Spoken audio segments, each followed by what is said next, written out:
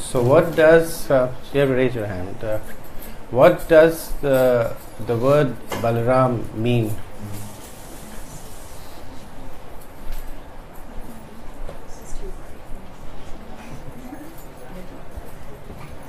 Not the children, then the adults. What does the word Balaram mean?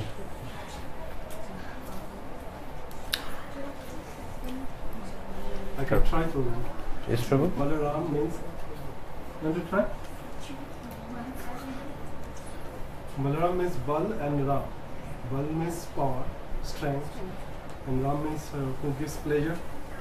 So I don't know if you combine these two words, maybe it means who can help you to get pleasure.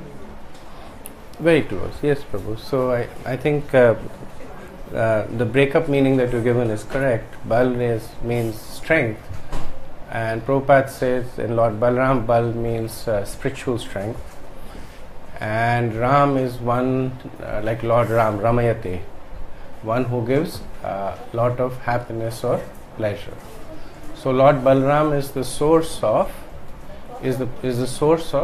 lot of happiness and spiritual pleasure.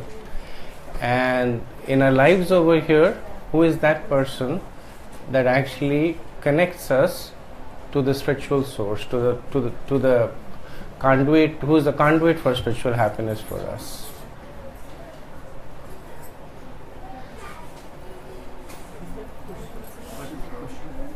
What is the meaning of Balaram?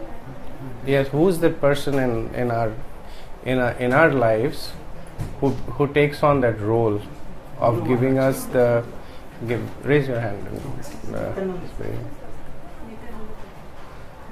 Nityan Prabhu, that is also the correct answer. Guru, your spiritual master. So Lord Balaram is considered to be the Adi Guru, and Nityanand Prabhu is also the right answer because Nityanand Prabhu is non-different from Lord Balaram.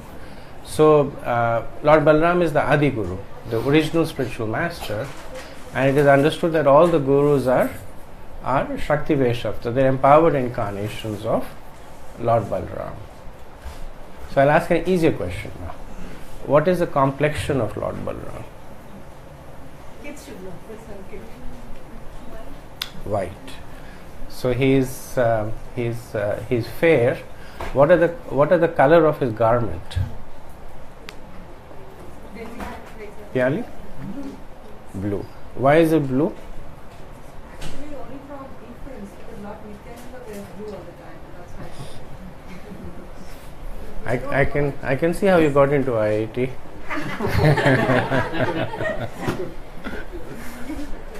Yes. Lord Krishna's color is blue. So Lord Balaram is very attached to Krishna, and just like Krishna wears a golden complexion clothes because he's very attached to Srimati Radharani, and Radharani is Tapta Kanchana Gaurange, Radhe Vrindavaneshwari. So she has the complexion of molten gold, and Krishna is Shamal. He has the complexion of a monsoon cloud that is laden with water. And Lord Balaram is so attached to Krishna that he wears that color. What is the weapon that weapon is not the right word. What is one thing that Lord Balaram carries over his shoulder? Raise your hand and answer. Don't speak out, please. Ravi. Plow. He carries a plow. What's the significance of the plow? No. Okay. Any inferences? I can give an inference. Yes. For the what? Speak a little louder. Plow the soil for plant. To plow the garden. Okay. It's also inference. It's a good. It's not a bad answer. Yeah, Shivani. Did Lord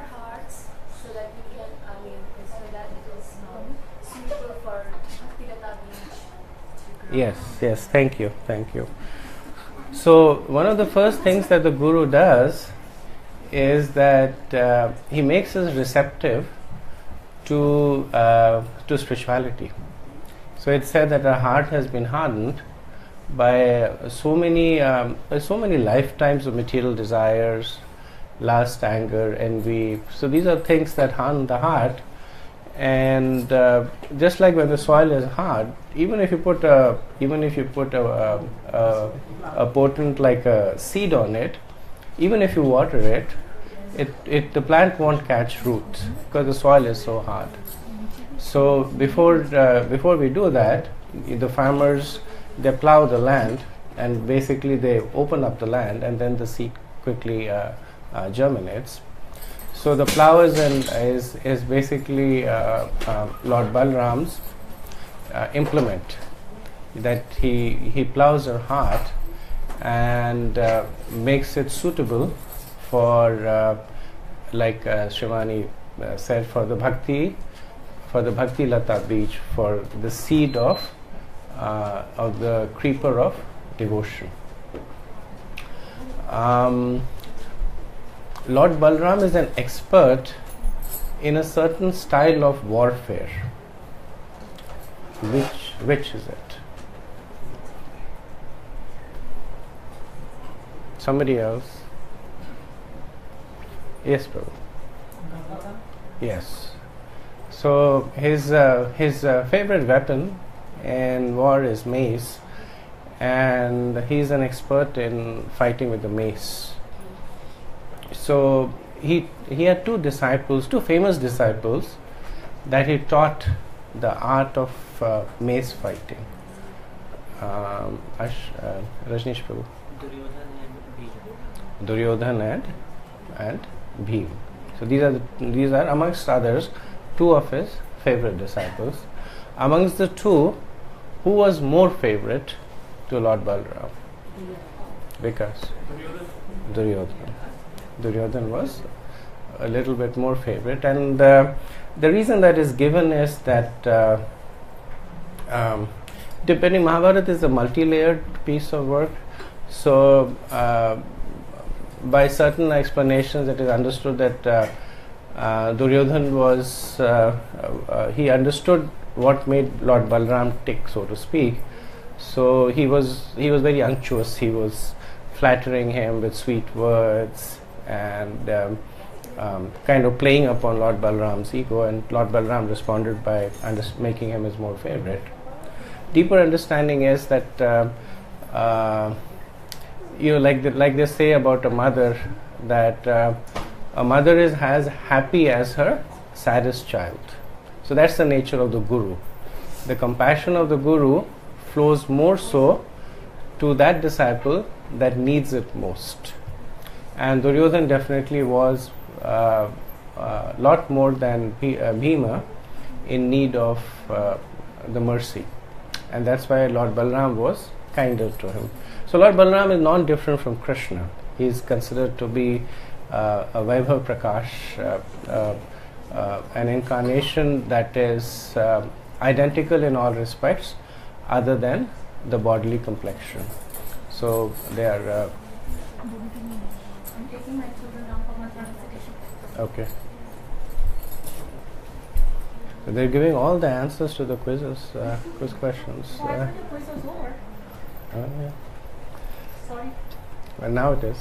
Because 8:30 you're finishing the class, right? So you have to remember that. Yeah. Somebody has to keep a track of time and remind us. He gets into the flow and he forgets. People can move up now. You're big kids.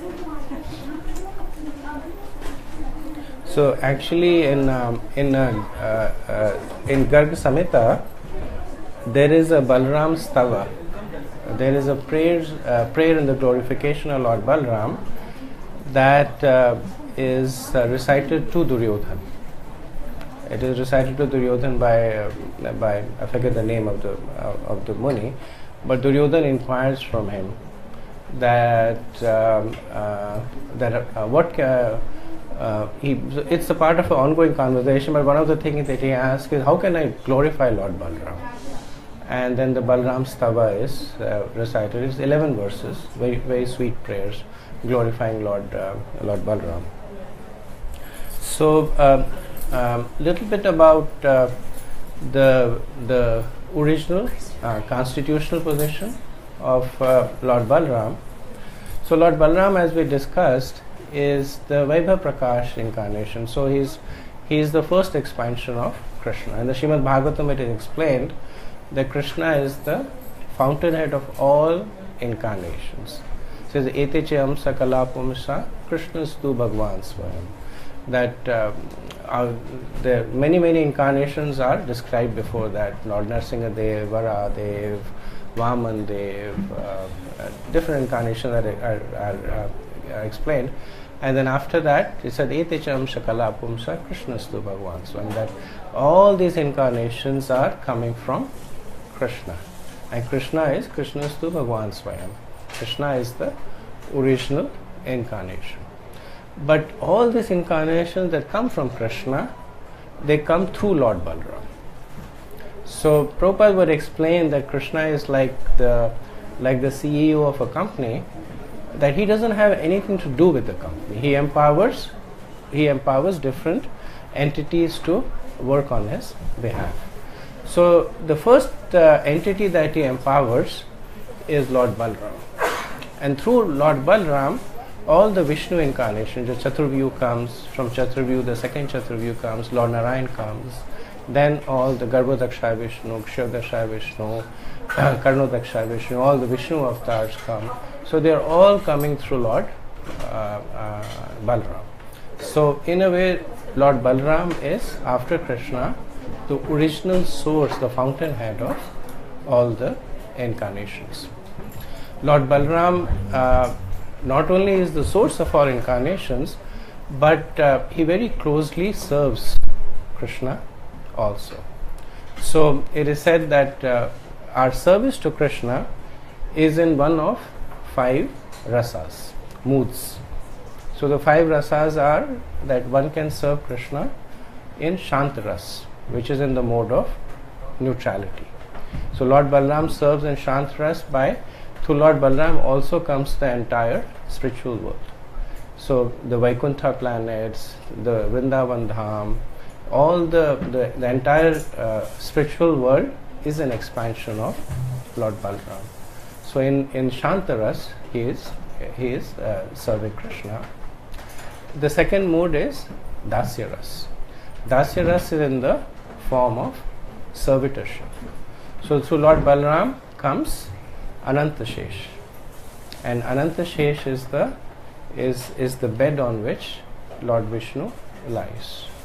And Lord Balaram expands into the slippers of Krishna, into the Brahman thread of Krishna. So he is actively also serving Krishna in the mode of servitorship. The third rasa is, so the third rasa is Sakhya Ras. So Sakhya Ras is in the mood of friendship. So that is Lord Balaram appearing in the mood of Krishna's brother. So Krishna comes, Lord Balaram comes as, so sometime he comes as his younger brother. So when Krishna came as Lord Ram, Balaram came as Lord Lakshman. And when Lord Lakshman accompanied Lord Ram, so Lord Ram asked him to do a lot of very, very unpleasant things. He had to take Sita Devi and take her to the forest and leave her over there. He was also the bearer of many times bad news. Lord Ram would say, Lakshman, you do it. So when the Dwapar Yuga came and time for Krishna to come again, so then Balaram said, I'm not going to come as your younger brother because you make me do all these things. So I'll come as your elder brother and then I'll make you do all these things. So Krishna said, okay. So he came as Lord Balaram, and of course Krishna still made him do all those things. Krishna is Krishna. So he is in that mood of Sakya-ras, brotherly love. The fourth rasa is called Vatsalya. So Vatsalya is parental. And we see that mood in Lord Balaram, especially in Vrindavan Leela, when Lord Balaram is constantly chastising Krishna, don't get into trouble, don't eat mud, don't go into the lake where Kalya demon is there, don't stay out too late. And many times he would get so exasperated with Krishna that he would go back to Yashodamai and say, Krishna is doing this, Krishna is doing that. So Lord Balaram is in that Vatsalya mood, is so protective of Krishna that one of the names that he gets is Dauji. So Dauji means that one who protects. I think it means the elder who protects. So that is Lord Balaram in the Vatsalya ras. And the fifth rasa is Madhurya ras, which is conjugal. And Lord Balaram expands into the younger sister of Srimati Radharani, known as Ananga Manjari. So Radharani has a younger sister called Ananga Manjari, who is actually one of the intimate gopis of Krishna. She participates in the Rasa Leela with Krishna. So in this way, Lord Balaram, he is God himself, and he is also called the servitor God, because his total absorption is in serving Krishna. So a little bit about any questions, comments so far? I have a question. Guruji. Yes, Prabhu. So there are two aspects of this expansion. Mhm. One aspect is basically when Krishna takes birth, then That's okay. Right. takes birth, and then Lord Balaram is also there. He also takes birth, and that's how you can think about expansion. From Krishna, then Balaram, then other expansions. Basically, Krishna has his sons also, like Pradyumna, Anuruddha, and others. So from that perspective, there is one aspect of expansion. But if you think back about the original expansion, it's when Krishna was there from the beginning of the time. And Krishna says in Bhagavad Gita that there was never a time when I was not there, anybody was not also there. What he is trying to say is that in that verse, that everybody was existing at the same time. There is no single starting point as far as that particular verse is concerned. So from that aspect, if you think, how do you reconcile these two? Ravi Prabhu can answer that. Okay. Actually, I couldn't get the question. Oh, okay. So it's one of those things, Prabhu, that when we are talking about eternality, then it is on a time scale. But when we are talking about things like expansion, they are causality. They are causality. What is the cause of one thing is the cause of another, right? So eternality means that never was there a time. Like the jivas are eternal. There never was a time when the jivas did not exist. Yet Krishna says that aham bij prada pita, that I am the source of all the jivas. So from a causal perspective, the jivas are dependent on their existence for Krishna. But from a time perspective, the jivas are always there and Krishna is always there. So in the material world, we are conditioned to thinking of time having a beginning and an end, because that's what we are. We take birth and we die, and everything that we see that comes into existence goes into existence. In the spiritual perspective, there is no beginning, there is no end, right? So the jivas never came into existence, they will never go out into existence. But yet, the jivas came from Krishna, right? So that is the causal aspect of it. That what is the cause of the jivas? Krishna. When did the jivas come into existence? Since time immemorial. Yeah? It makes sense. It is very esoteric, but yeah, it makes sense. It is kind of like this, that once Prabhupada was giving a class, and he said that he said Krishna is God. Krishna can do anything. So one person raised his hand and then asked, Swamiji, can Krishna create a puzzle that nobody can solve? Right. So it's one of those things that, you know, Krishna can solve it. Yeah. if he solves the puzzle, then it's a solvable puzzle. So that means it's a fallibility on the part of Krishna. If he creates a puzzle that nobody can solve, and if he cannot solve the puzzle, that means he's unable to do something. So that means he cannot do everything, right? So then Prabhupada said, yes, Krishna can create a puzzle that nobody can solve, and Krishna can solve the puzzle. Right? So, you know, the contradictions get resolved in understanding the absoluteness of Krishna. Yeah? You had a point to make, sorry, Prabhu. I was making the point that the fire and the light example. Mm-hmm. So both are simultaneously present, but fire is the cause for the light. Mm-hmm. So in the same way, Krishna is the cause for our existence. Mm-hmm. Without fire, there is no light. Mm-hmm. Similarly, without Krishna, we are not there. Yeah, thank you. That's a good example. Yeah. Anything else? Any other question? Okay, thank you. So we'll talk a little bit about Lord Balaram's Leela, specifically Vrindavan Leela. So Lord Balaram appeared as the seventh child of Devaki and Vasudeva. This is while Devaki was imprisoned by Kamsa. And when the seventh pregnancy happened, then Devaki became extremely effulgent. So much so that Kamsa became very, very afraid that maybe him, because the prophecy had said that the eighth child of Devaki will be the cause of your death. But he became very afraid that maybe I missed account somewhere, maybe something went wrong, maybe the people who were giving the prophecies were incorrect. So he started having his guards keep an eye on Devaki. So at that time, Krishna, he summoned his internal energy, Yogamaya, and he asked to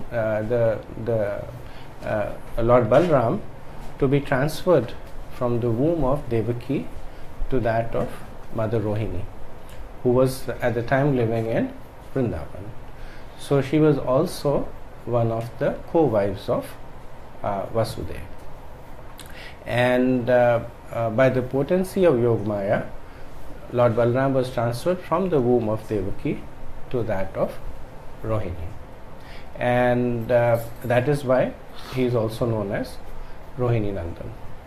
So when Kamsa detected that Devaki was not pregnant anymore, so he was a little relieved but also concerned that he was always scared that the devas would play tricks on him in this way, and after that he doubled and tripled the guards around Devaki to make sure that nothing can come in or go out. So Lord Balaram took birth in Vrajtham from Rohini Devi, who is actually the eternal mother of Lord Balaram. So in the spiritual world, Rohini Devi has the position of being the mother of Lord Balaram. So I think it's about 9 months after Lord Balaram, Krishna was born, and when Krishna and Balaram was born, then Garg Muni, he did their Namkaran Samskar. So he gave them the name. He gave Krishna the name of Krishna. He gave Lord Balaram the name of Balaram. Lord Balaram is also known as Sankarshan, and Sankarshan means one who is attracted. So because he was attracted by the womb of Rohini Devi from that of Devaki, he is also known as Sankarshan. So when Lord Balaram and Krishna were growing up, they were inseparable. They were always together. Lord Balaram always looking out for Krishna, but like an elder brother, he would always also tease Krishna. He would gang up with the other kids, and he would sometimes, like he would point to Krishna and say that you look at your mother, you look at your father, they are fair complexion, I am fair complexion, you are dark complexioned. So, and then he would say that, you know, my mother, she went to a shop and they sold you there, and Krishna would get very agitated and he would run to his mother saying that Dauji is saying that you bought me in a shop. And then Yashodama would pick up Krishna and, you know, and scold Lord Balaram, not to tease Krishna, but he was also very protective of Krishna. So in the Vrindavan Leela, we see that there are so many demons that come, and most of the demons are killed by Krishna, with the exception of 2 demons that are killed by Lord Balaram. So which is the first demon that was killed by Lord Balaram?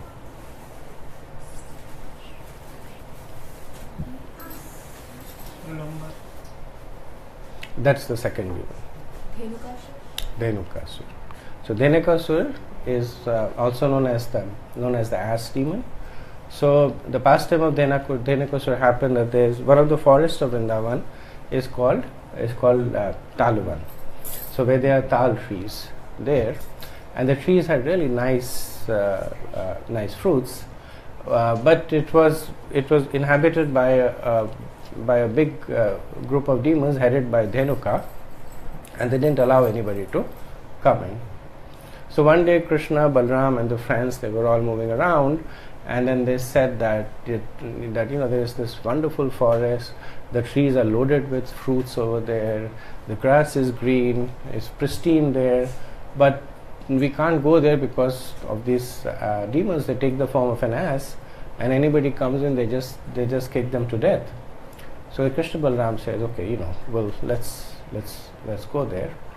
And when they went in there, then Lord Balaram, he shook the trees, and as the trees shook, the fruit started falling off.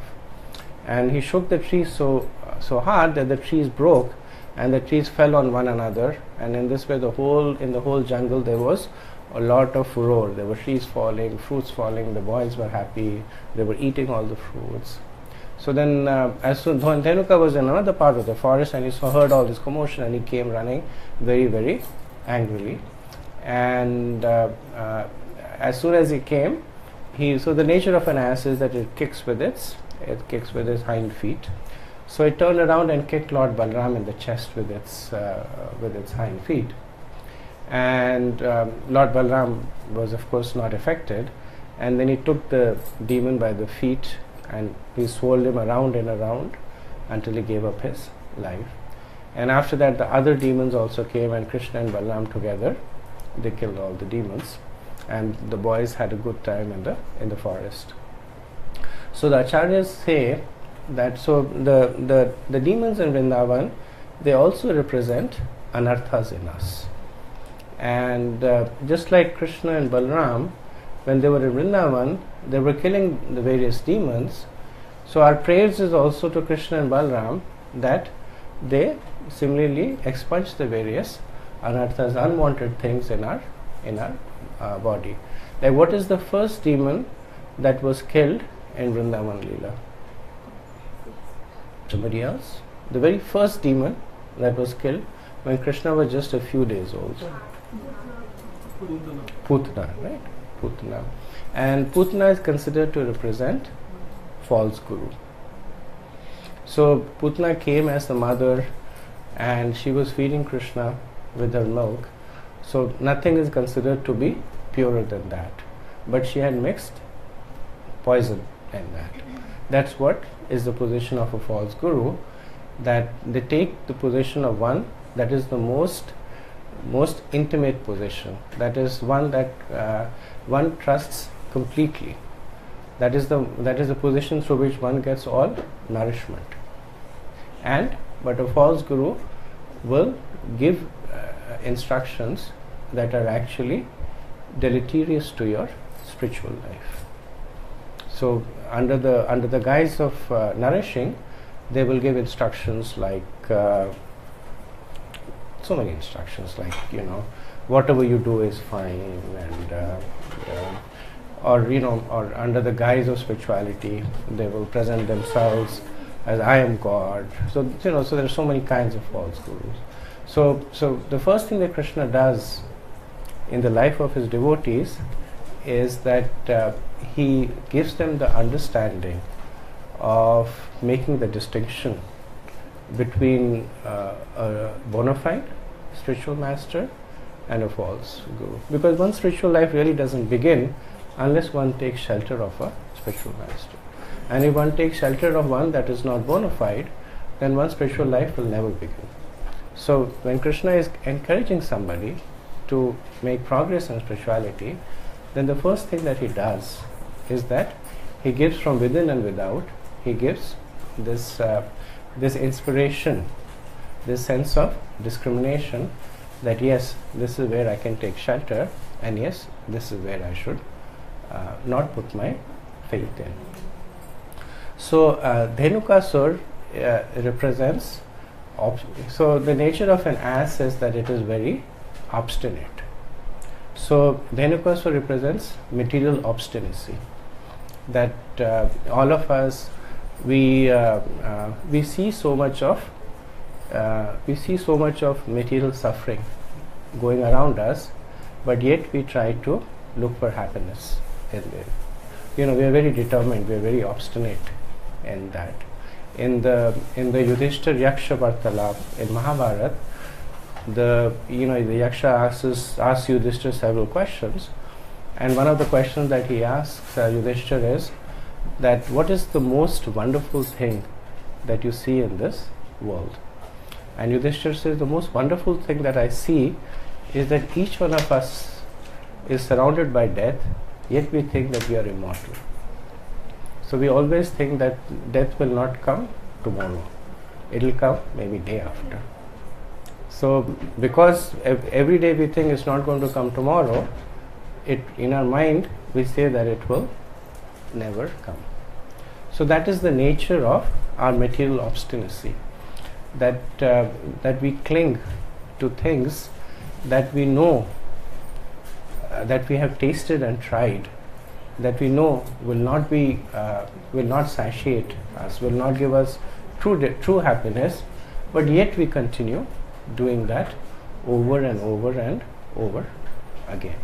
So that is one of the definitions of insanity, that you do the same thing over and over again expecting a different result.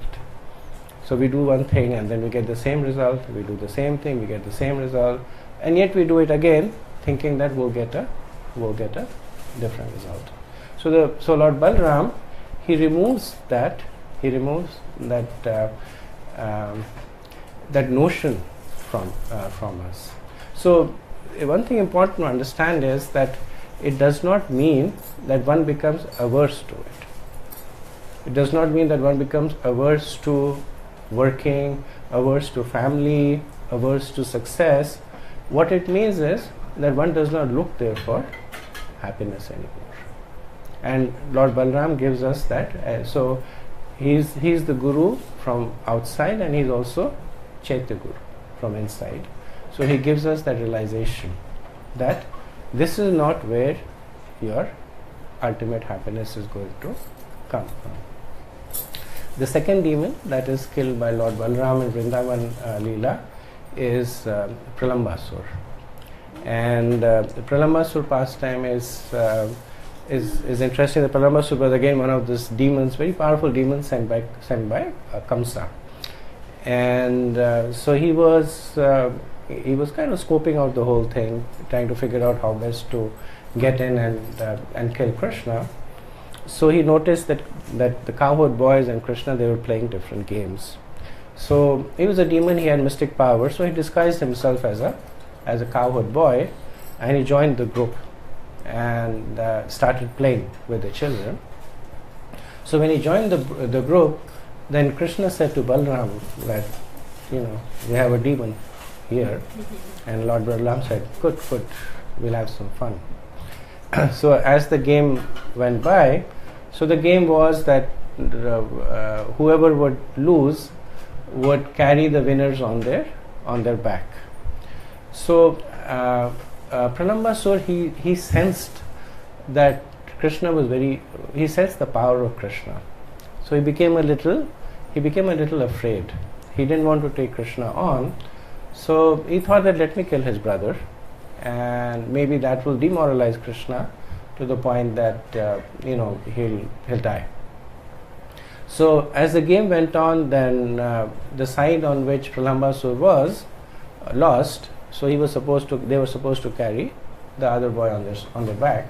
So Lord Balaram got onto the back of Pralambasur, and Pralambasur started running away from the group. So his idea was he will take Lord Balaram to some place solitary and kill him.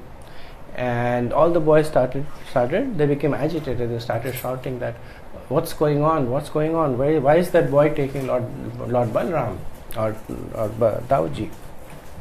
And Krishna started saying, yeah, poor boy.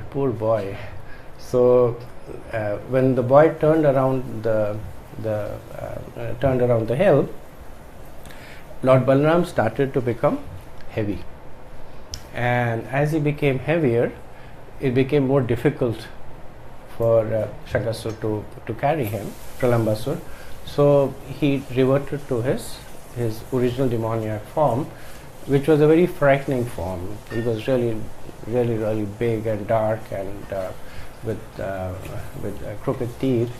And Lord Balaram, with his fist, he hit on the head of Pralambasur, and he cracked open and he died. So Pralambasur is said to represent lust, and lust is one of the things that carries us to so many places that we don't want to go. So it almost has, even though it is created by us, it is our own creation, but it almost has a life of its own. It almost is so powerful that it appears that it is coming from somewhere outside. It can carry us wherever it wants, and the spiritual master helps us conquer that sense of lust in us. So when the Vrindavan Leela was around getting close, so many days had gone by, and Lord Balaram had not killed any demon, and he saw Krishna was killing demons. So he went to Krishna to complain, saying that I should get a chance to kill some demons also. So Krishna said, how can I help you? So he said, you give me your flute and give me your peacock feather. So for one day, Balaram became Krishna. So he put the peacock feather on his head, he took the flute, and he went all over Vrindavan pretending to be Krishna. So it so happened that at the time, Kamsa had sent one of his most powerful demon called Keshi demon. So Keshi demon is the horse demon. And when Keshi demon was coming to Vrindavan, he asked Kamsa, how do I recognize this boy you want me to kill?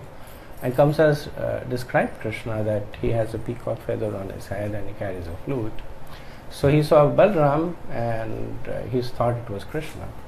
So Keshi demon came running and he kicked Lord Balaram, very, very hard on the chest and ran away. So Lord Balaram was he was dazed.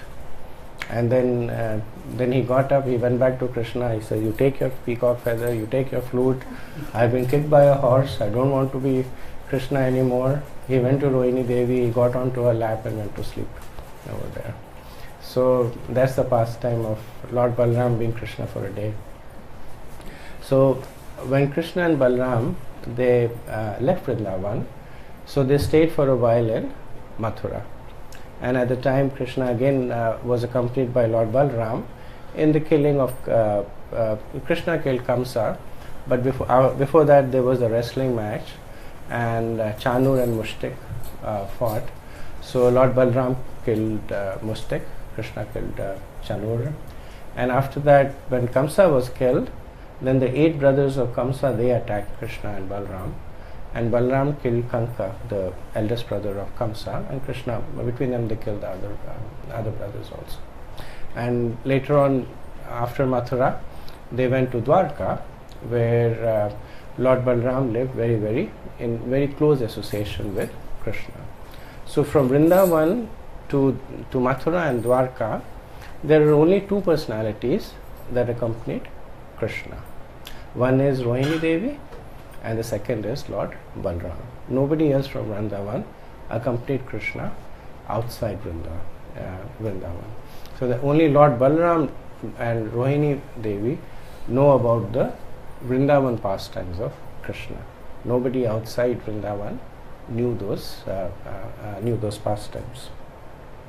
So little bit about the marriage of Lord Balaram. Who knows the name of Lord Balaram's wife? Revati. So Revati was the daughter of Maharaj Revat, and she belonged to a very ancient yuga. She was actually she appeared 27 yugas before Lord Balaram. And the pastime goes that Revati was so beautiful and she was so talented that her father had the typical problem that fathers with daughters have, that he did not think that anybody was a groom suitable for his daughter. So he also happened to be the ruler of the world. So if there is nobody in this earth planet, then he didn't know how to get his daughter married. So this was Satyug, and he was a pious king. So he went to Lord Brahma to get some advice that where can I get some give me some suitable names for my daughter. So when he went to the court of Lord Brahma at the time was busy doing something, so asked him to wait for some time. So he waited for a few minutes, and then he came to Lord Brahma and he said, this is what the problem is, that this is my daughter and I would like you to give some recommendations.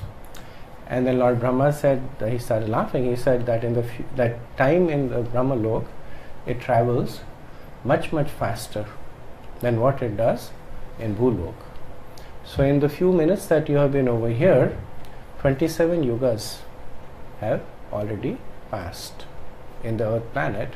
So everybody that you know is long dead. And not only are they dead, their children, their great-grandchildren, everybody is dead. In fact, the current yuga is Dwapar Yuga coming to an end. So Maharaj was very disappointed, and he said, so there's no hope for my daughter. So it's kind of interesting. He's not really worried that he lost 27 yugas. He's still looking to find a suitable groom for his daughter. He said, so there's nobody that my daughter can marry. And Lord Brahma said, actually, there is one personality over there who is more than suitable for your daughter, and that is Lord Balaram. So you quickly go back and you present your daughter and pray to him to accept her as his wife. So Maharaj Revat, he came down to the earth planet. He went to Lord Balaram, and Revati, of course, is the eternal consort of Lord Balaram. So there was only one problem, which was that Revati was from Satyug. So people in Satyug were much taller and bigger, and everything in Satyug is much larger. People lived for 100,000 years, and the vitality was much more. So Revati was like, she had Satyug height. I'm not sure how many feet it was, but she was really tall. So then Lord Balaram, with his plough, he touched the shoulder of Revati, and then she came down to the height of Lord Balaram, and then Lord Balaram and Revati Devi, they married. There is a temple of Lord Balaram and Revati, I believe, in Dwarka. and I'm not sure in Vrindavan, but I believe there is one in Dwarka. So they had two sons, Lord Balaram and Revati, who were actually at the end of Krishna Leela. There is this battle that happens at Prabhas Kshetra, when all the Yaduvanshis, by the curse of the Vasha Muni, they are influenced by the curse and they take intoxication and they attack each other and kill one another. So at that time, the two sons of Lord Balaram are killed. That is also the final pastime of Lord Balaram. So when he sees that everybody is giving up their body, and he also then sees that Krishna gives up his body. That as we know, at that time, Krishna, he takes shelter under a tree, and a hunter, he mistakes the toe of Lord Krishna to be a deer, and he shoots an arrow, and then Krishna gives up his body. So at that time, Lord Balaram, from within himself, he produces Anantashesh, and then on riding on Anantashesh, he goes back to his original position in the spiritual world. So as Vaishnavas, as devotees of Krishna, we pray to Lord Balaram that just like he has so much of bhakti for Krishna, he may inspire us also to serve Krishna in the same way. We also serve to Lord Balaram that if we don't have a guru, we pray to Lord Balaram that he may help us find our eternal spiritual master. If we have a guru, then we pray to Lord Balaram that he may help us serve our Guru Maharaj to the best of our abilities. Without the mercy of Lord Balaram, Krishna can never be attained. Just like without the mercy of Srimati Radharani, Krishna cannot be attained. Similarly, without the mercy of Lord Balaram, Krishna cannot be attained. So I'll stop here and see. There are many pastimes of Lord Balaram that can go for a very long time, but I'll stop here and see if there's any questions or comments. Is there any significance in Puri Jagannath that Lord Balaram, Lord Krishna and Subhadra are at the same time? Is there any significance?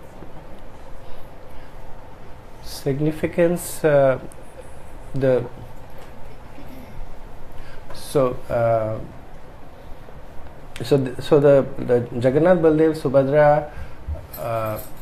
So there are two aspects to it. One is the particular form of the deities over there, of Jagannath, Baldev, Subhadra, and that is explained by Sanatana Goswami. That it's a little esoteric pastime. That when Krishna was in Dwarka, he used to miss his Vrindavan pastime so much that every night he would cry in separation. And he had so many wives there, and they were all goddess of fortune, Lakshmi Devi, beautiful, completely qualified to serve Krishna. And yet they would feel they would see Krishna's sorrow. They would see in the morning when he would wake up, his pillow would be drenched with tears. So one day all the wives, they got together and they said, we have to know why is Krishna so sad? Why is he always crying? Is it something that we did to offend him? What's going on? So Rohini Devi was Lord Balaram is Lord Balaram. Rohini Devi is the only one who knew about Krishna's pastimes from Vrindavan. So they all went and they prayed to Rohini Devi that, tell us more about Krishna.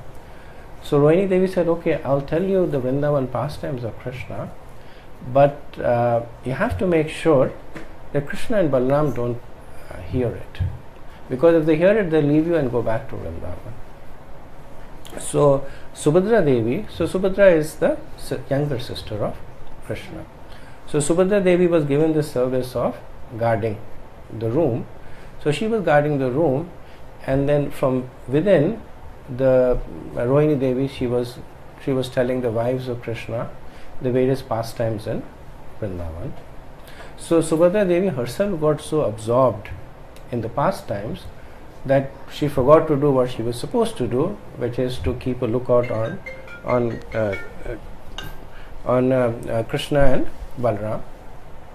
So it so happened that at that time Krishna and Balaram came, and they also started hearing their own pastimes. So the Acharyas say the pastimes were so sweet that they started displaying what is known as Mahabhav. So Mahabhav is the highest physical manifestation of spiritual ecstasy. So there is Bhav, there is the 8 symptoms of Bhav, like tears flowing from the eyes, hair standing on an end, the movement of the skin, spasms. So these are Bhav, symptoms of Bhav. Mahabhav is only displayed in the highest levels of spirituality. Like Chaitanya Mahaprabhu would display Mahabhav when he would listen to the pastimes of Krishna. So Krishna, Balaram and Subhadra, they started displaying the symptoms of Mahabhav. So the physical manifestation of Mahabhav is that the hands and the legs, they recede inside the body, and the eyes, they become large and wide and unblinking. So it is that form of Krishna, Balaram and Subhadra that is worshipped in Jagannath Puri. So when you look at the deities in Jagannath Puri, then you see that they don't have any legs, their hands are completely withdrawn, their eyes are really, really big and large, and their mouth is spread. So the Kauravas, the people from Vrindavan, they all came to Kurukshetra, and they were sadhus and rishis over there. They were performing yagyas.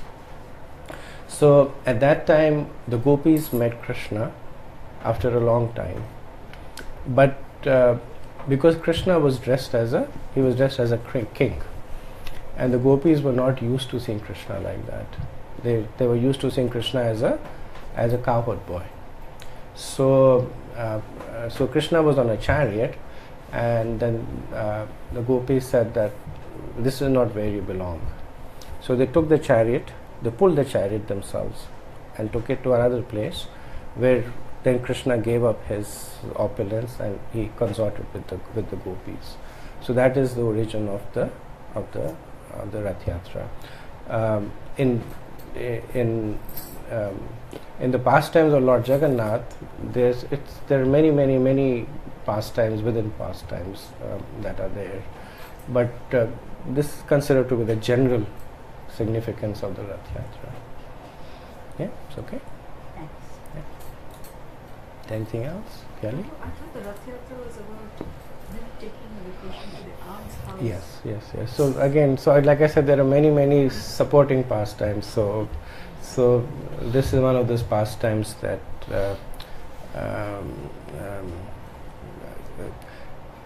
Krishna gets really tired of his wife, Lakshmi Devi. So he says, "I'm going." So he goes to his. So they go to.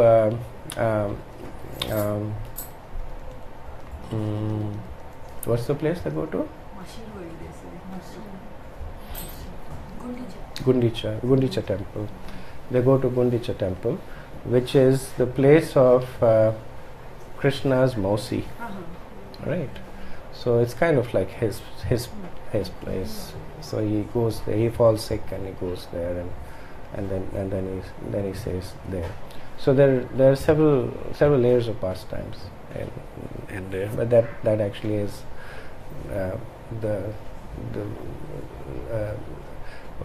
at least in Jagannath Puri, that is the pastime that is most often discussed. Yeah. Is there any significance of Lord Balaram's form as Ananta Shesha? Why is snake form? Is there any significance? Is there any connection? So one of Lord Balaram's name is Tamasi. Tamas is like more of ignorance. One of Lord Balaram's name is Tamasi. So Lord Balaram's expansion as Sankarshan is also the source of Lord Shiva, who is the predominating deity for mode of ignorance there. So so the understanding is that the snakes that are there on the body of Lord Shiva are expansions of Ananta Shesh, and he's worshipping them. In terms of him particularly taking the form of a snake, I don't know if there is, why a snake, why not something else? I'm not sure, but Ananta Shesh is, because he's an expansion of Lord Balaram, he is Vishnu Tattva. So the understanding is Vishnu Tattva is not determined, does not depend on the form. Krishna can take any form, and he is Krishna. So similarly, Anant Vasudev is Vishnu Tattva. So he is not in the mode of ignorance. He's Krishna. Actually, there are two snakes. One is Ananta Sheshanag, another is Basuki. Are they same or they're different? No, they are different. They're different. They have the same mother. Same mother. Yes. They have the same mother, but they're different. Balaka? Yeah, I've been given the dirty one by the record to remind you of that. You said 30. So I have also 3 minutes. You said that Rahini is the eternal mother of Lord Balaram. So when you are put into Devaki's home, so it is definitely a trick by Krishna to be Yes, yes. So is there any other significance in that? So in Garga Samhita, what is explained, again this is a little bit esoteric, what is explained that Rohini was also pregnant at the time that Devaki was pregnant, and the personality that was there in the womb of Devaki is the original Lord Balaram. So the expansion of Lord Balaram that had appeared in the womb of Devaki, actually through the force of Yoga Maya, merged into the personality that was there in Rohini. So Lord Balaram was actually the child of Rohini, and so Krishna and Balaram, and this is again explained in Garga Samhita, Krishna and Balaram, they never leave Vrindavan. They are always there in Vrindavan. So when Krishna and Balaram left Vrindavan, then their expansions left Vrindavan. So Sankarshan for Lord Balaram left Vrindavan, and Vasudeva for Krishna left Vrindavan. But the original personalities, they always stay in Vrindavan. So I'm not sure if that answers your question, but let's go that. Right? Is it true that when you chant Rama, the Mahamantra, it's also... That is correct. That is correct. Prabhupada actually said that when you chant like Hare Krishna, Hare Ram, so you can understand Ram to be same as Krishna. One of Krishna's name is Ram, so you can understand Ram to be Krishna.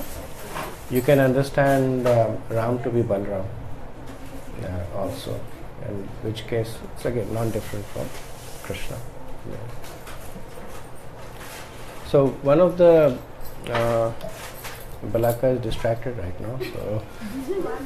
So one of the final pastimes of Krishna actually appears at the end of Dwapar Yuga when the Srimad Bhagavatam was being spoken, and at that time the sages at Naimisharanya, they had all the 88,000 sages, they had all met over there, and they had appointed the most qualified person to speak the Bhagavatam, and this was none other than sage Romaharshan.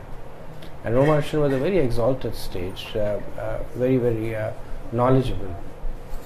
So it so happened that before he was going to speak the Bhagavatam, Lord Balaram entered the assembly, and the sages, they were all exalted beings. They understood the divinity of Lord Balaram, and they all gave obeisances to Lord Balaram, with the exception of Romaharshan. And while Romaharshan understood who Lord Balaram is, he was looking at it more from a mundane perspective. So it is said that Romaharshan, when he was appointed to speak the Bhagavatam, he was given the Vyasthan. The Vyasthan is the position of the speaker who is speaking on behalf of Vyasadeva, the original Guru. So it is generally not expected for a person sitting on the Vyasthan to give obeisances, because they are representing the disciplic succession at the time. So Romaharshan, thinking it that way, he did not give obeisances to Lord Balaram. And what did Lord Balaram do? So he took a blade of kusha grass and he killed Romaharshan. It's a pretty drastic, punishment for not giving obeisances. So the understanding is that Lord Balaram did not kill Romaharshan because he did not give obeisances to him, but he killed him because he understood that he was not properly situated in his understanding of the position of the personality of Godhead. And the Bhagavatam is such an important scripture for the age of Kali.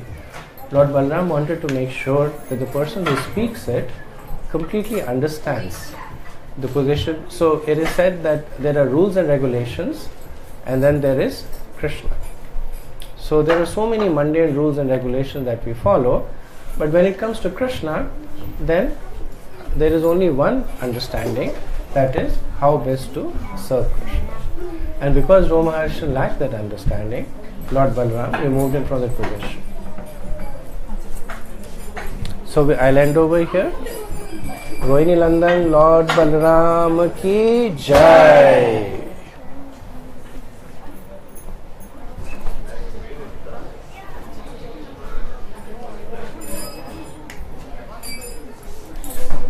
Do you know how to stop this?